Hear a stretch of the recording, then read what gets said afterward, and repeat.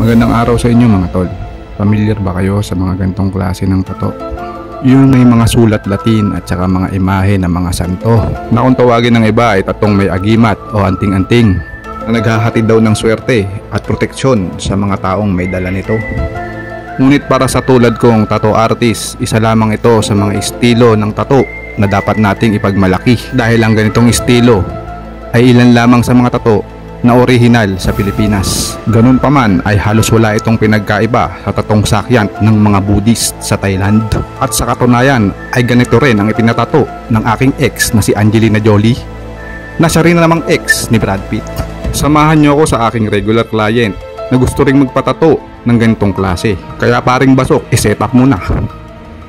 Ayan, ayos na ayos. Mahilig kasi si Sir magpatato ng mga design na may religious concept. At ngayon naman ay itatato natin sa kanya ang tattoo na kung tawagin ay tatlong persona o santatlo o ang Holy Trinity. Sa totoo lang ay hindi ko rin alam kung anong ibig sabihin ng mga tattoo ito dahil ito ay nakasalin sa salitang Latin. At hay nako, hindi pala madaling magtato ng napakaliliit na letra. Halos magkanduduling ang mata ko katatato nito. Eto na nga at matatapos na ang tattoo ni Sir na tatlong persona.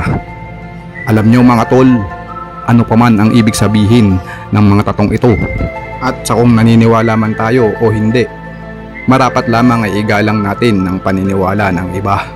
At kung ako naman ang tatanungin, isa lamang ito sa mga napakagandang estilo ng mga tato sa Pilipinas.